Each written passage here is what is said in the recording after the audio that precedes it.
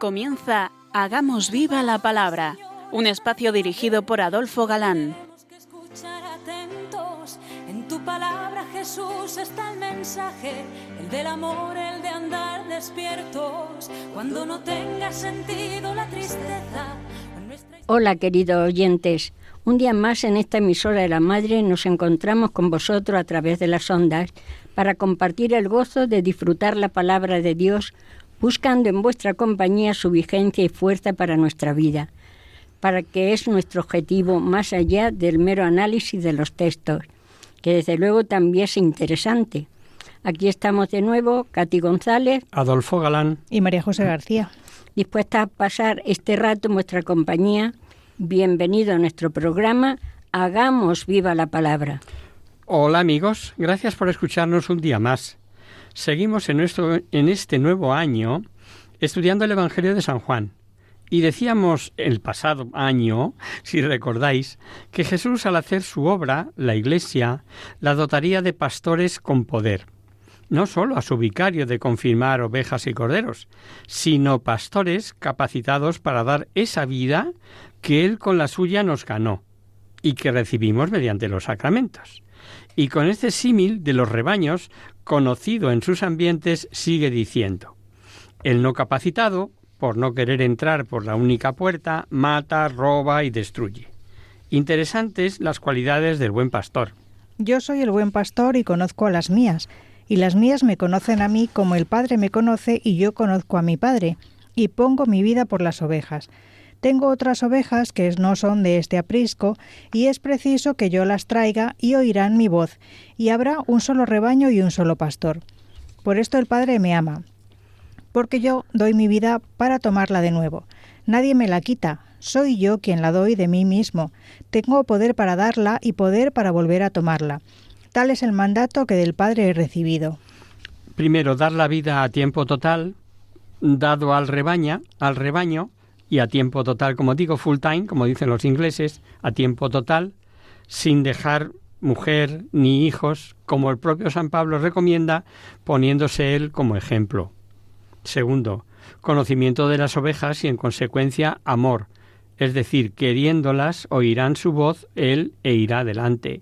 Tercero, universalidad, pastor para todos sin distinción de raza, lengua y color. Y cuarto, luchar por la unidad, un solo rebaño. Caifás profetizó que Jesús había de morir por el pueblo, y no solo por el pueblo, sino para reunir a todos los hijos de Dios que están dispersos. Vemos con toda claridad que Jesús entrega la vida cuando quiere y la toma cuando quiere. Pero esto en Juan se repite. De ahí la importancia de este Evangelio en la hora de Jesús, mi hora. Por más que los hombres lo intenten, Él dará al llegar su hora. En otros pasajes nos dirá que fue resucitado por el Padre. Según lo prometido, Dios sacó de su descendencia un Salvador para Israel, Jesús. Y en otros que lo es por el Espíritu. Y el mismo Espíritu del que resucitó a Jesús de entre los muertos habita en vosotros. El que resucitó de entre los muertos a Cristo Jesús también dará vida a vuestros cuerpos mortales por el mismo Espíritu que habita en vosotros. Y aquí vemos que por su propia virtud. Nada nos escandaliza, al contrario, pues sabemos que Padre, Hijo y Espíritu Santo son un solo Dios. Y dice que entrega su vida en cumplimiento de la orden recibida del Padre. Lo hemos oído. ¿Cumple órdenes? Oí. En la carta a los Filipenses se nos dice que fue obediente hasta la muerte y muerte de cruz. No nos debe soñar, pues todo el mal que padece la humanidad se debe a la desobediencia. Pues así como por la desobediencia de un solo hombre todos fueron construidos pecadores, así también por la obediencia de un solo hombre todos serán constituidos justos. Tal vez hoy, con la hipocresía de dignidades sacadas de la manga, necesitamos cristianos recios, que sean capaces, como Samuel, de decir al mismísimo Rey de Israel que Dios antepone la obediencia al sacrificio mismo. La obediencia vale más que los sacrificios y la docilidad más que la grasa de los carneros. Hay una cita impresionante sobre esto ya en el Nuevo Testamento, en la carta a los Hebreos. Y aun siendo hijo aprendió sufriendo a obedecer. ¿Será por esto lo que cuesta tanto obedecer? Y en este pasaje que hemos leído del Buen Pastor, no sé si os habéis dado cuenta, vemos con claridad que la Iglesia de Cristo es un solo rebaño, santa, da la gracia para que tengan la vida de la gracia, y católica o universal. Hay otras ovejas. Y las opiniones divididas para unos, endemoniado para otros, loco para otros, pero muchos creyentes. Otra vez se suscitó desacuerdo entre ellos a propósito de estos razonamientos, pues muchos de ellos decían: está endemoniado, ha perdido el juicio, ¿por qué le escucháis? Otros decían: estas palabras no son de un endemoniado, ni el demonio puede abrir los ojos a los ciegos. Han pasado un par de meses de la fiesta de los tabernáculos, septiembre, octubre, y nos encontramos ante otra fiesta de los judíos, la de la dedicación o encenias. Estamos en invierno de noviembre o diciembre. Y celebraban la consagración del altar por Judas Macabeo, que había sido profanado por Antíoco IV Epífanes, y era fiesta parecida a la de los tabernáculos. El pórtico de Salomón, sin llegar a la magnificencia del pórtico real, tenía 200 metros, de piedra de sillería blanca. Allí fue donde los judíos, jefes saduceos y fariseos, le hicieron a Jesús corro, e hipócritamente le dicen que no les tenga en vilo sobre quién es él. Se celebraba entonces en Jerusalén la dedicación. Era invierno, y Jesús se paseaba en el templo por el pórtico de Salomón. Lo rodearon, pues, los judíos y le decían: ¿hasta cuándo vas a tenernos en vilo? Si eres el Mesías, dínoslo claramente. Jesús solamente a la samaritana y a sus discípulos les había dicho claramente que era él el Mesías. Pero a todos los demás, si no empleando la palabra Mesías o Cristo, que podría causar alboroto, sí lo hacía demostrando con obras, y se había dicho claramente ser Dios su Padre. La razón de no creer es contundente. Respondióles Jesús: os lo dije y no lo creéis. Las obras que yo hago en nombre de mi Padre, esas dan testimonio de mí. Pero vosotros no creéis, porque no sois de mis ovejas. Mis ovejas oyen mi voz, y yo las conozco, y ellas me siguen, y yo les doy la vida eterna, y no perecerán para siempre, y nadie las arrebatará de mi mano. No sois de mis ovejas, no me seguís, no me conocéis. Y claro, no son porque no quieren, por mala intención, porque rechazan la luz. ¿A alguien le puede pasar por la cabeza lo de la predestinación? Pues para nada, dice Brown. La doctrina de la predestinación no tiene nada que hacer aquí. Ciertamente, no cierres los ojos a la luz, no tengas mala disposición y ya eres predestinado, como todos los que quieran o queramos. Y el versículo que sigue es problemático y presenta varias traducciones. Lo que mi Padre me dio es mejor que todo, y nadie podrá arrebatar nada de la mano de mi Padre. Otros traducen: el Padre que me las ha dado es más que todos. Según sigan a los griegos o a los latinos. La segunda no tiene dificultad, pero la primera, ¿qué es lo que el Padre le dio que es más que todo? San Agustín y otros dicen: la naturaleza divina. El Padre, generando eternamente al Hijo, le da sustancia, eternidad, infinito, etc. Y otros dicen, refiriéndose a las ovejas, por cuanto al dárselas el Padre no se las puede arrebatar, y como final que demuestra el poder que tiene para dar la vida, revela, atención, el Padre y yo somos una sola cosa. Cita que nos teníamos que saber de memoria, queridos oyentes. 10:30. El Padre y yo somos una sola cosa. Pues es la afirmación explícita de su divinidad y de sus propios labios. La mejor prueba de que se hacía igual a Dios es la actitud que ante estas palabras tomaron los judíos. De nuevo los judíos trajeron piedras para apedrearle. Jesús les respondió: muchas obras os he mostrado de parte de mi Padre. ¿Por cuál de ellas me apedreáis? Respondiéronle los judíos: por ninguna obra buena te apedreamos, sino por la blasfemia, porque tú, siendo hombre, te haces Dios. Pero no era llegada su hora. Entonces, ¿cómo escapar de la lapidación? La lapidación estaba basada en la Biblia, ¿no? Y aquel que blasfemare el nombre de Yahvé será muerto irremisiblemente. Toda la comunidad le apedrará, será extranjero o no, sea de nuestra raza, cuando blasfeme el nombre de Dios será muerto. Lo dice claramente el libro del Levítico, ¿no? De eso además se aprovechó Caifás, precisamente. Pues bien, Jesús, valiéndose de la Biblia, les va a desconcertar, valiéndose de que a hombres a quienes dio poderes y atributos divinos por participación, como les confiaba juzgar y el juicio es de Dios, se les llamaba dioses, sin que por ello nadie le tuviese por Dios, como dice el Salmo 82. Dice, dioses sois en cuanto a funciones, claro, por ser hijos de Dios. Así, aunque todos somos hijos de Dios, sin poder decir nadie que por eso blasfemare. Y Jesús se los quita de encima con esta escritura. Hijos de Dios no es como es el Hijo único de Dios de igual naturaleza. Pero notemos que no niega por lo que querían apedrearle, pues les dice, te haces igual a Dios. Jesús le replicó, ¿no está escrito en vuestra ley, yo digo, dioses sois? Si llama dioses a aquellos a quienes fue dirigida la palabra de Dios, y la Escritura no puede fallar, de aquel a quien el Padre santificó y envió al mundo decís vosotros blasfemas. Porque dije, ¿soy hijo de Dios? Si no hago las obras de mi Padre, no me creáis, pero si las hago, ya que no me creéis a mí, creed a las obras, para que sepáis y conozcáis que el Padre está en mí, y yo en el Padre. De nuevo buscaban cogerle, pero él se deslizó de entre sus manos. El texto les desconcierta, como decíamos, ¿no? Pero en realidad lo que hace es ratificarse. Y prueba de ello es que de nuevo querían lapidarlo. Por doquier se revela la naturaleza divina. Y aquí, además del 10:30, es clarísimo. Y vamos a otro capítulo, contar con el capítulo 11, que narra la resurrección de Lázaro. Milagro supremo de la vida pública de Jesús y decisivo, pues por él el Sanedrín decretó su muerte. Solo tendrán que buscar con satánica prudencia momento y lugar. El lugar y el momento para la gente no la arme y lo impida.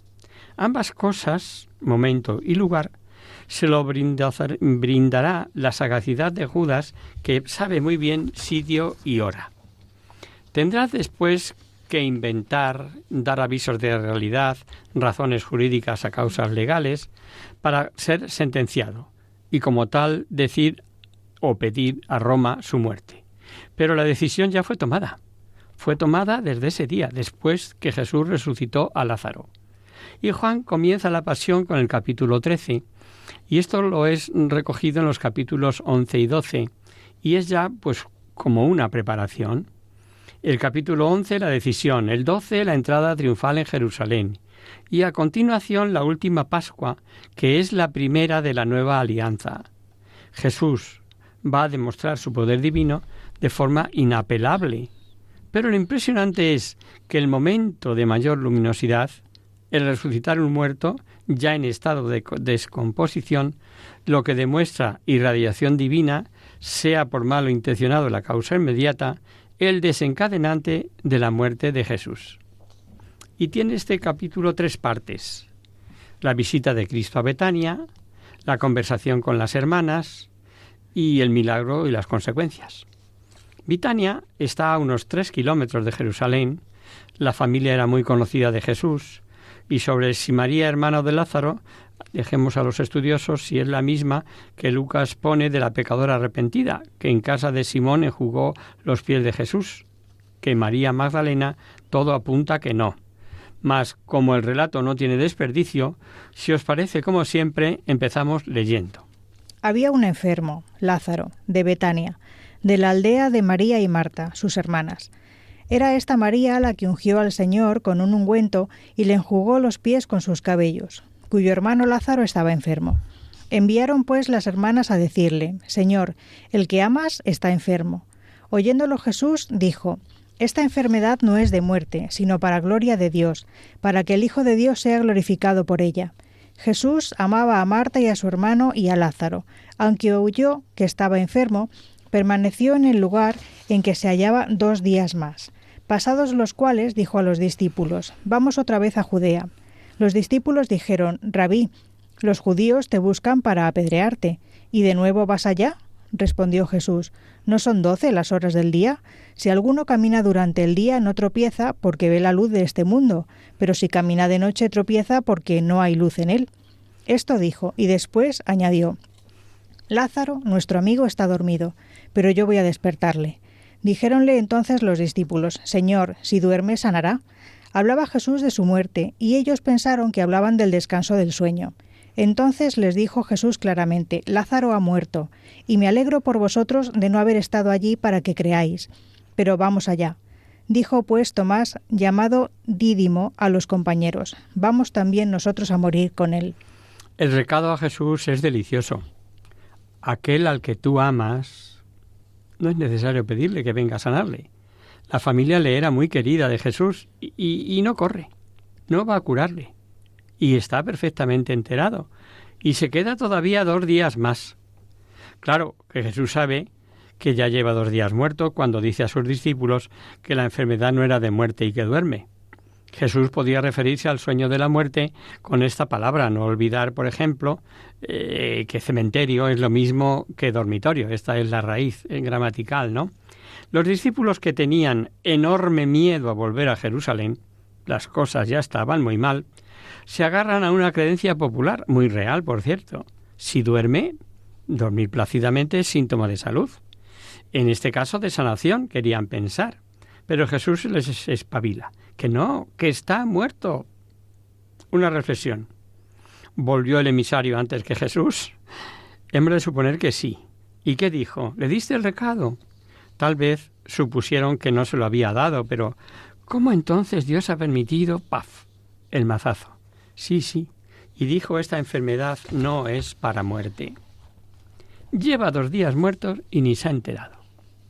¿Hemos pensado en las tentaciones de María? Le diría al diablo: ¿y este que te ama? Vaya Mesías. ¿Y ese es tu profeta salvador? ¡Qué estúpida eres! Anda, confía en él, escúchale. Y Santa Teresa diría: Dios trata así a sus amigos. Cuando Jesús dice volver a Jerusalén y abiertamente les dice que Lázaro murió y cómo se alegra porque el milagro fortalecerá su fe, fijaros que el miedo de los discípulos era porque al volver a Jerusalén corrían gran riesgo. Que Tomás, en un rasgo de amor que le honra, dijo: vamos también nosotros y muramos con él. A Dios se le rinde con esos gestos, y nadie le aventaja en generosidad. ¿No sería por eso, por lo que Jesús, pese a su terquedad, cuando resucitó, fue a por él?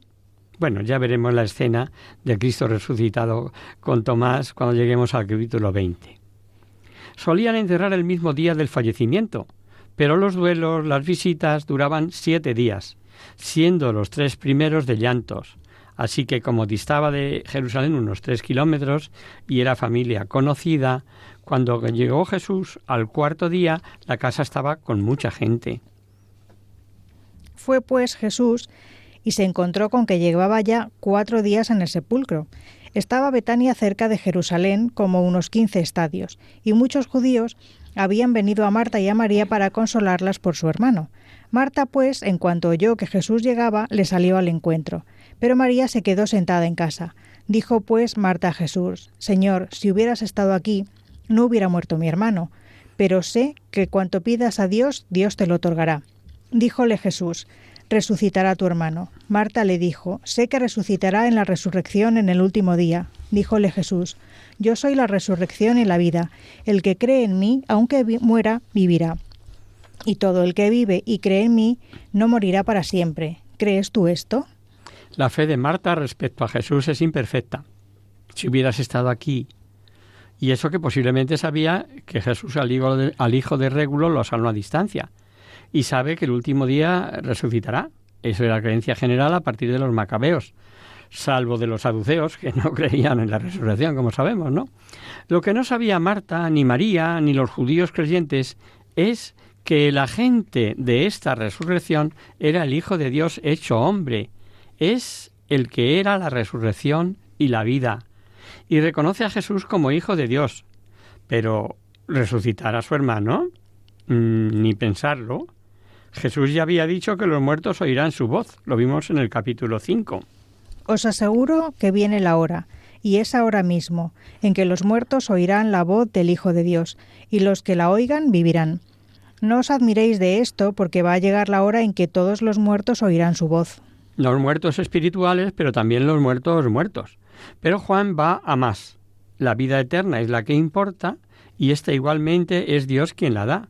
Lo dijo muchas veces. Porque la voluntad de mi Padre es que todo aquel que ve al Hijo de Dios y cree en Él tenga vida eterna, y yo le resucitaré en el último día. El ladrón viene solamente para robar, matar y destruir, pero yo he venido para que tengan vida y la tengan en abundancia. Marta avisa a su hermana, y se levanta y corre hacia Jesús, a pesar de que no vino cuando le mandaron el recado. María sale corriendo al encuentro de Jesús. ¿Qué pasaría por su cabeza? Nos quedamos meditando la escena y pensando con esta musiquilla de fondo.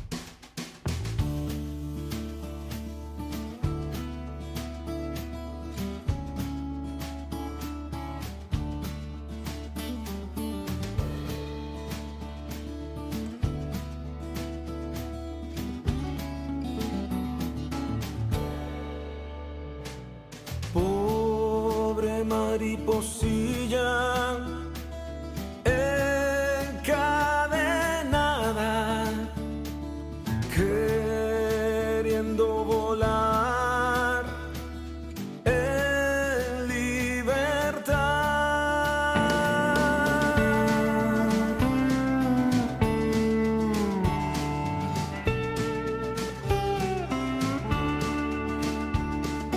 Pobre mariposilla encadenada, Dios ten compasión y deja que ella pueda volar. Su deseo es a ti la gloria dar.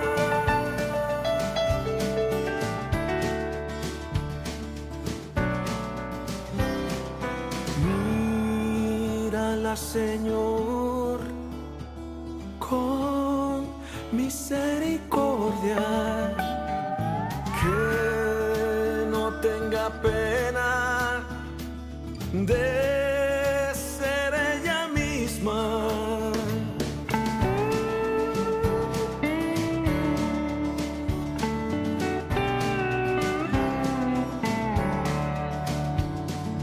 Su alma está dispuesta a por ti vivir. Muéstrale tu fuerza y aparta al mar y al gran Jordán. Mariposilla, ponte a volar.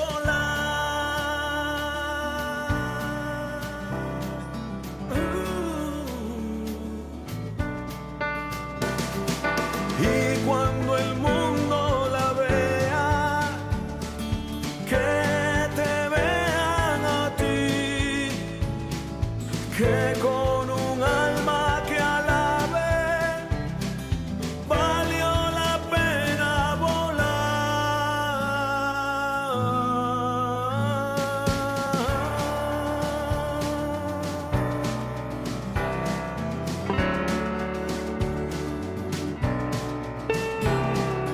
Pobre mariposilla encadenada, queriendo volar en libertad.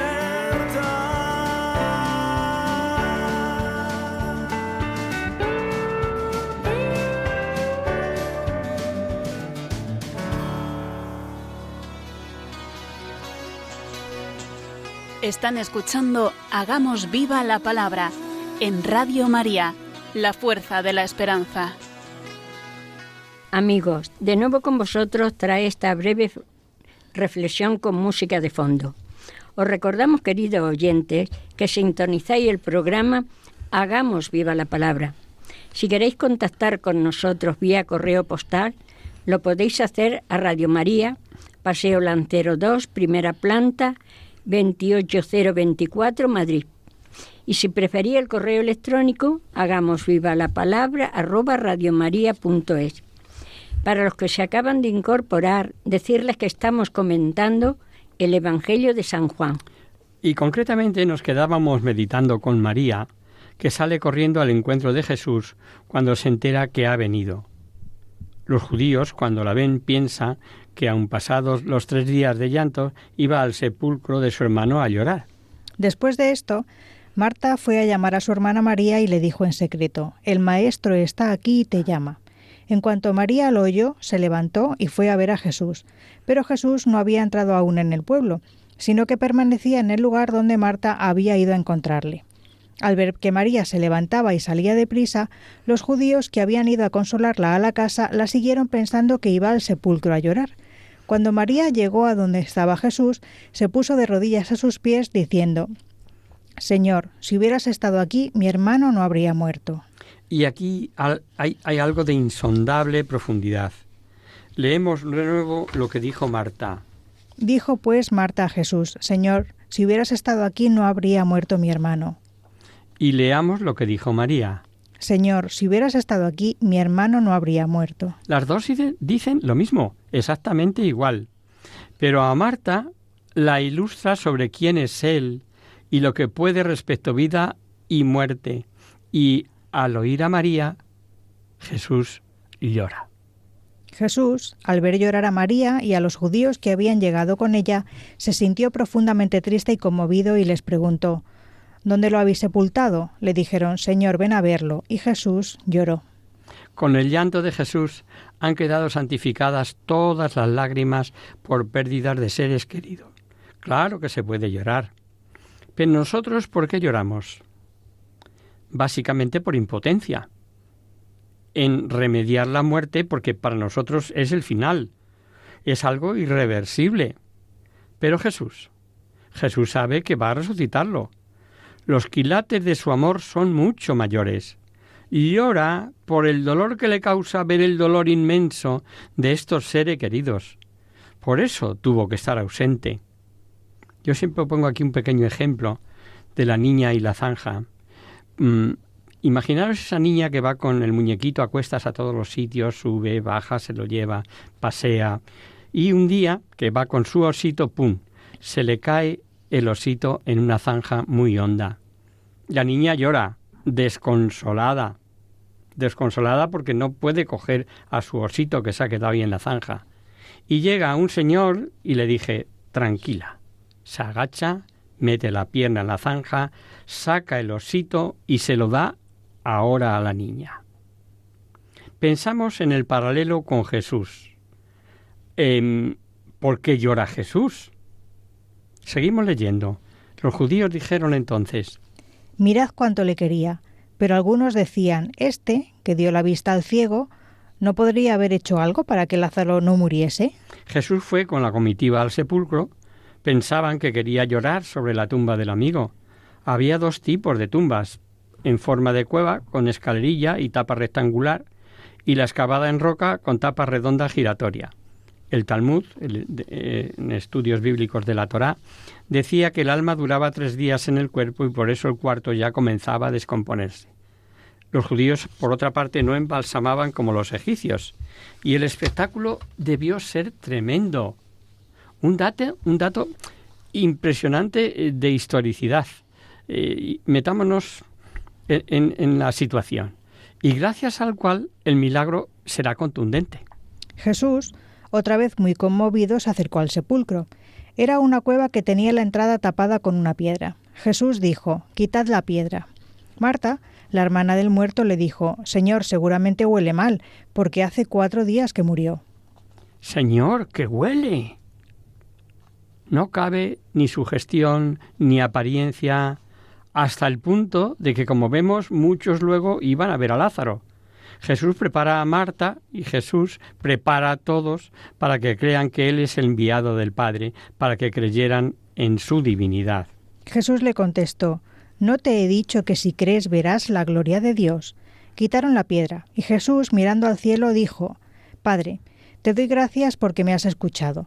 Yo sé que siempre me escuchas, pero digo esto por el bien de los que están aquí, para que crean que tú me has enviado. Y con una voz fuerte dice al muerto: Habiendo hablado así, gritó con voz fuerte: Lázaro, sal fuera. Y el muerto salió, atadas las manos y los pies con vendas y envuelta la cara en un lienzo. Jesús les dijo: Desatadlo y dejadle ir. La aparición del muerto, lleno de vendas, tapada la cara con un sudario, debió poner los cabellos de punta. Doble milagro si nos fijamos. Resurrección y sacar el cuerpo liado, aunque ya con vida, por fuerza sobrenatural, tuvieron que desatarle para que anduviese. Y como siempre, caída de unos, elevación de otros, como dijo el anciano Simeón en la infancia de Jesús. Muchos al ver lo que vieron, claro que creyeron. Al ver lo que Jesús había hecho, creyeron en él muchos de los judíos que habían ido a acompañar a María. Pero el siguiente versículo admite dudas y están repartidos los pareceres. Leamos. Pero algunos fueron a contar a los fariseos lo que había hecho por Jesús. ¿Quiénes fueron? ¿A qué fueron? ¿Los que fueron a los fariseos habían visto el milagro? ¿O eran de ellos simplemente? Veamos. A. Fueron a ver el milagro, a esclarecer, a informar con buena intención, pues siendo de ellos rendidos a la evidencia. Así opinan algunos. Es poco consciente. Los fariseos ya habían comprobado milagros. Pensaban incluso que los hacía por el poder de Belcebú, que estaba endemoniado. B. Los que fueron no vieron el milagro, sino que enterados y enemigos de Jesús corrieron a decirlo. Puede ser. Pero aunque no hubieran visto el milagro, ahí estaba y era manifiesto. Y creo, la más verosímil, tercero, el texto al decir que muchos creyeron está dando a suponer que otros corrieron a los fariseos a contarlos con la misma intención que los del Sanedrín. No era sábado, no es pecado resucitar, pero podían verlo como una profanación sacrílega, y por lo que dijeron los fariseos, parece la mejor interpretación. Entonces los fariseos y los jefes de los sacerdotes, reunidos con la Junta Suprema, dijeron: ¿Qué haremos? Este hombre está haciendo muchas señales milagrosas. Si le dejamos seguir así, todos van a creer en él, y las autoridades romanas vendrán y destruirán nuestro templo y nuestra nación. Por lo demás ya dijo Jesús con la parábola del rico Epulón y Lázaro, que aunque un muerto volviera a la vida, no creerían. El Sanedrín, recordamos, estaba compuesto por 70 miembros más uno, y los constituían ancianos, jefes de grandes familias, sumos sacerdotes, en tiempos de Jesús saduceos, escribas y doctores, todos fariseos. Pero es significativo que citen solo a los enemigos encarnizados, sacerdotes, saduceos y fariseos, y con su habitual hipocresía aparentar salvar el templo y el pueblo. Caifás, astuto, le saca la aprobación de la sentencia, recordarlo. Pero uno de ellos, llamado Caifás, sumo sacerdote aquel año, les dijo: Vosotros no sabéis nada. ¿No os dais cuenta de que es mejor para vosotros que muera un solo hombre por el pueblo y no que toda la nación sea destruida? Dice el evangelista que fue una profecía como pontífice. Obviamente no puede ser una profecía en sentido directo, pues Dios no pudo mover a Caifás a pronunciar sentencia contra Jesús. Es probablemente una indicación providencial de su muerte, uno por todos. Pero Caifás no habló así por su propia cuenta, sino que como era sumo sacerdote aquel año, dijo proféticamente que Jesús había de morir por la nación judía, y no solo por esta nación, sino también para reunir a todos los hijos de Dios que se hallaban dispersos. Esta puntualización de San Juan es preciosa. Esto nos está diciendo que escribe su evangelio mucho más tarde que los sinópticos, y de lo que Juan sabía de los entresijos, ¿no? Sabía que Caifás estaba profetizando porque era sumo sacerdote. Bueno, esto entre paréntesis. Jesús, hasta Semana Santa, ya no andará en público, pues la decisión está tomada. Desde que aquel día las autoridades judías tomaron la decisión de matar a Jesús. Por eso, Jesús ya no andaba públicamente entre los judíos, sino que se marchó de la región de Judea a un lugar cercano al desierto, a un pueblo llamado Efraín.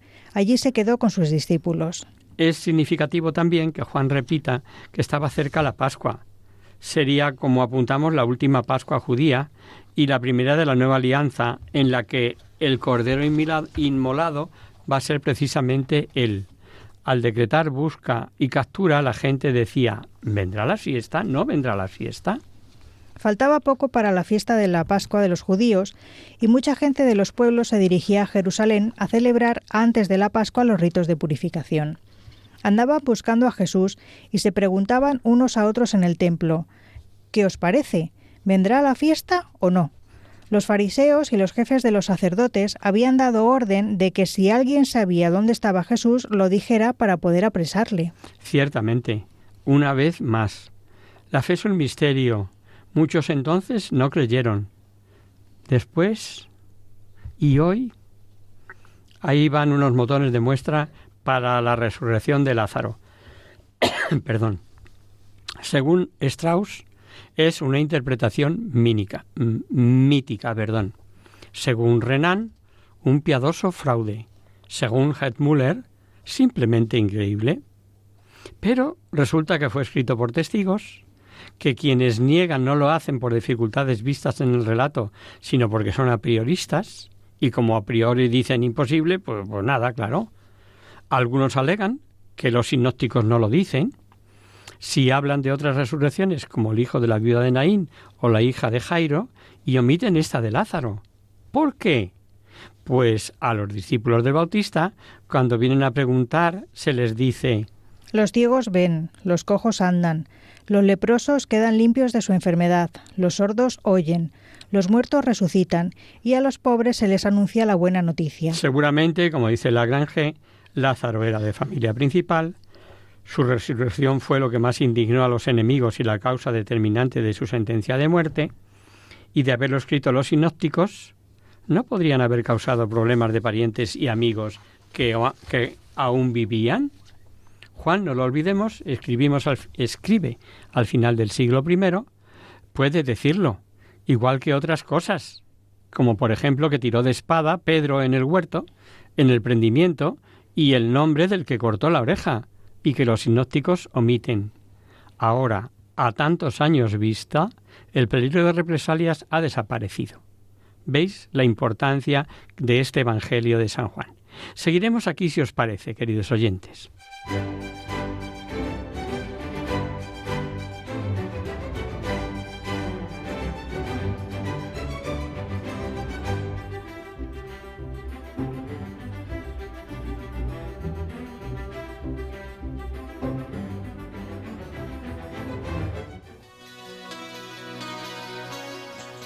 Conocer, descubrir, saber. En Hagamos Viva la Palabra.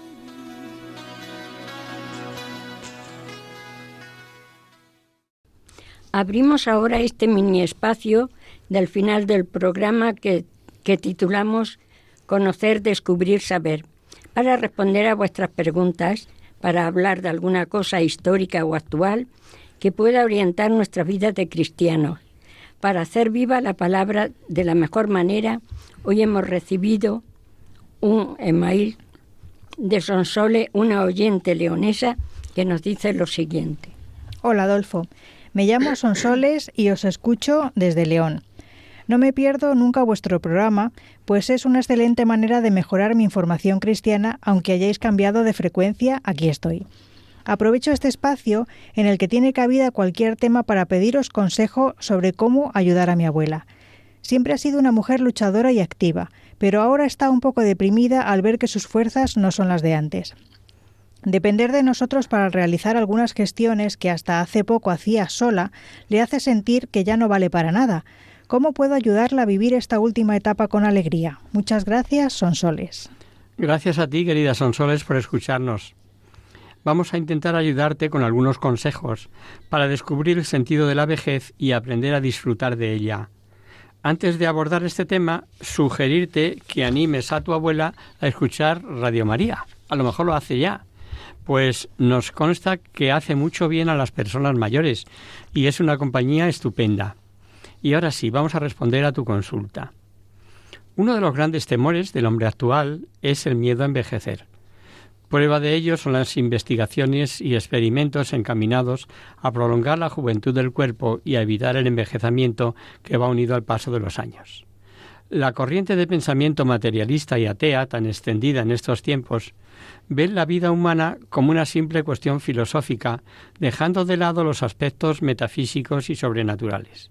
Es comprensible que viendo la vida desde esa óptica no haya mayor desgracia que volverse viejo. El cristianismo, en cambio, reconoce la existencia del alma y con ello el carácter trascendente de la vida humana. Hay razones para vivir mayores que la propia vida somática. Tenemos el ejemplo de santos como San Pío X, San Juan Bosco, San Pío de Pietrelcina, que vivieron su vejez con tanta seguridad, con tanta alegría. En cada uno el cuerpo envejeció, sí, pero el espíritu permaneció joven, pues no se abandonaron nunca su ideal. Un ideal que puede y debe ser también el nuestro, y que debe buscar la gloria de Dios y el bien del prójimo, como dijo Cicerón. No envejecemos por haber vivido un cierto número de años. Envejecemos porque desertamos de nuestro ideal. Los años arrugan la piel. Renunciar a un ideal arruga el alma. En la ancianidad abundan las doctrinas filosóficas y los achaques. Parece que ya está todo hecho en la vida y lo único que queda es sufrir. Pero si unimos esos sufrimientos a los de Cristo, ya no serán estériles y tendrán sentido. Ya no podremos ofrecerlos por la salvación de muchas almas y por nuestra purificación y reparación de nuestros pecados. Tiene todo su lado positivo y la vejez no es una excepción. Primero, las limitaciones propias de esta edad pueden ser algo bueno si nos hacen tomar conciencia de nuestra pequeñez ante Dios y nos incitan a abandonarnos en sus manos protectoras y en su providencia. Segundo, la dependencia de los demás para hacer ciertas cosas o para el cuidado personal puede ser una gran oportunidad para crecer en humildad. Tercero, la vejez muchas veces va acompañada de la soledad, pero en vez de lamentarnos por ello, podemos emplear este tiempo de soledad en hacer oración por todos los que no encuentran tiempo para ello y por las necesidades de la Iglesia y del mundo, que son muchísimas. Cuarto, la vejez es la culminación de la existencia terrena. Es un tiempo magnífico de preparación para la vida eterna, abiertos a la esperanza que no defrauda. Pero además, en la ancianidad se puede sentir la alegría de la juventud. El escritor Samuel Ullman, en su famoso poema Youth, Juventud, supo expresar esta cuestión tan bien expuesta por la enseñanza cristiana. La juventud no corresponde a un periodo de nuestra vida, sino a un estado del espíritu, una resultante de la voluntad, un predicado de la imaginación, una intensidad emotiva, una victoria del coraje sobre la timidez, del gusto por la aventura sobre el amor al confort. Tras la muerte de Juan Pablo II, Joaquín Navarro Valls, portavoz entonces de la Santa Sede, que tuvo una relación muy estrecha con el Papa debido al cargo que desempeñaba, reflexionaba sobre el tema recordando todo lo que le había enseñado con su actitud ante la vida y en concreto en su ancianidad. Siendo ya muy mayor y estando ya muy afectado por el Parkinson que padeció durante los últimos años de su vida, declaraba: el buen humor a los 18 o 20 años es una obligación biológica. A los 40 o 45 ya requiere un cierto esfuerzo de voluntad. A los 70 años mantener el buen humor es un acto de virtud. Cuando esa actitud es sostenida hasta la muerte, con voluntad de olvidarse de la carga de la pesadumbre y deterioro físico que nos van dejando los años, se trata de un auténtico milagro. He tenido la suerte de estar al lado del Papa día a día en el trabajo, en su apartamento, y también acompañarlo en todos sus viajes e incluso en sus vacaciones. Algunos periodistas decían que el Papa había perdido la sonrisa en los últimos años. Nada más falso. Lo que ocurría es que el Parkinson había acartonado sus facciones, las había tornado más hieréticas, pero la alegría le rebullía por dentro. Esa es la clave. La alegría que le rebullía por dentro y que tenía su fuente en Cristo, en su trato con Él, en la entrega de su vida a lo que Él quisiera, y esa debe ser la señal de identidad de todo cristiano en el día a día. La alegría, en los momentos buenos y en los malos, en la juventud, en la madurez y en la vejez. Si llegamos así a la última etapa de nuestra vida, comprobaremos lo que decía San Pablo en su segunda carta a los Corintios.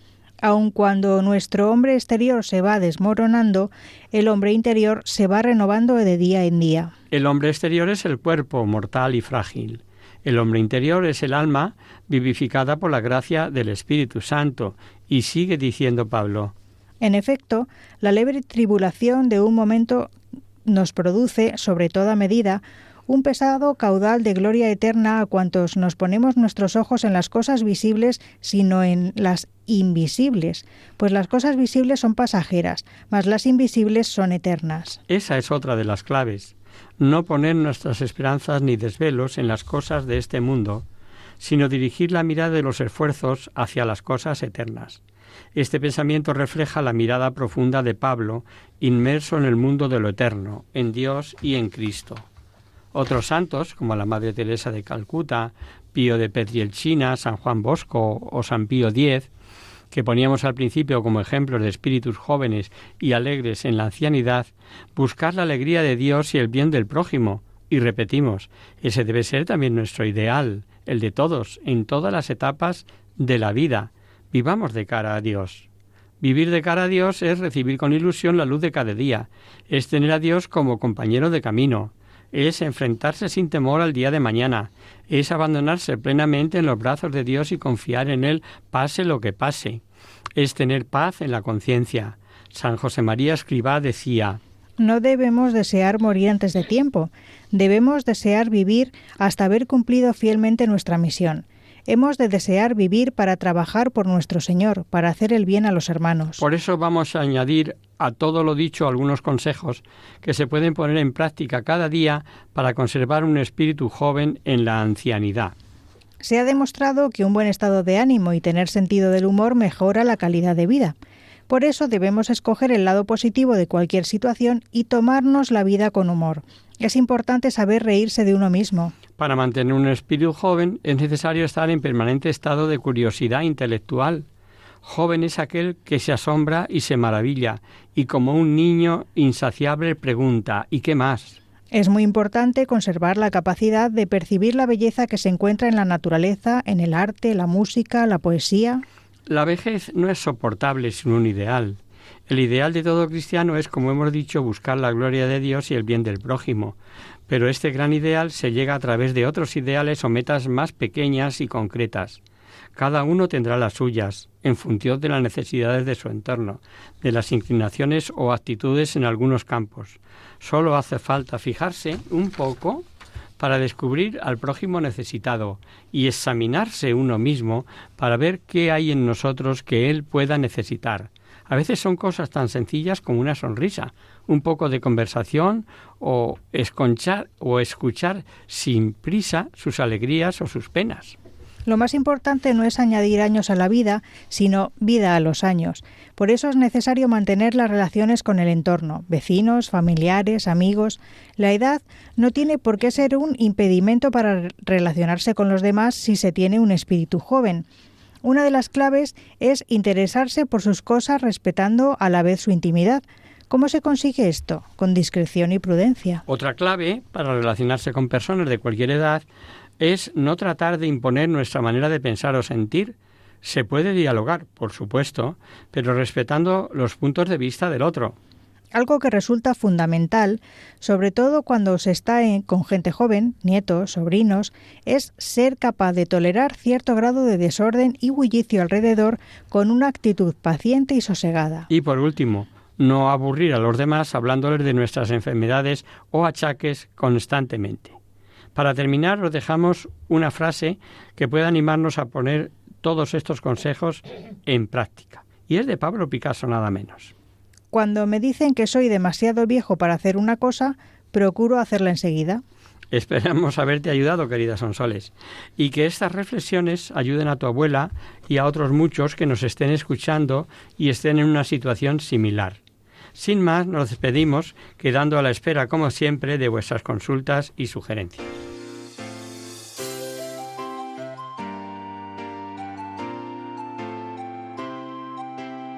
Y hasta aquí, queridos amigos, el programa de hoy. Os dejamos con nuestra sintonía y os recordamos que si queréis dirigiros al programa para cualquier duda, aclaración o sugerencia, participando en el espacio de conocer, descubrir, saber, estamos a vuestra total disposición y encantados de atenderos en la siguiente dirección. Radio María, Paseo Lanceros 2, primera planta, 28024, Madrid. O bien, si lo preferís, al correo electrónico Hagamos viva la palabra @radiomaria.es. Tanto este como el resto de nuestros programas los tenéis a vuestra disposición en el podcast de la emisora en la web de Radio María, www.radiomaria.es. Os hemos acompañado en este programa Adolfo, Katy y María José. Nos encontramos nuevamente el mes que viene, si Dios quiere. Con un programa en el que seguiremos analizando despacito el Evangelio según San Juan, lleno de detalles dignos de ser meditados. Hasta el próximo día, amigos. Hasta el próximo día. Hasta dentro de un mesecito, que se pasará volando.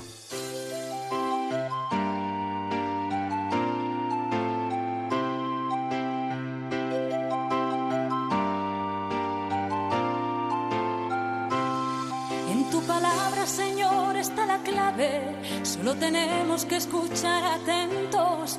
En tu palabra, Jesús, está el mensaje, el del amor, el de andar despierto. Así concluye Hagamos viva la palabra con Adolfo Galán. Andemos como ciegos, en tu palabra y haremos la fuerza que nos levante y llene de sosiego. Ojalá comprendamos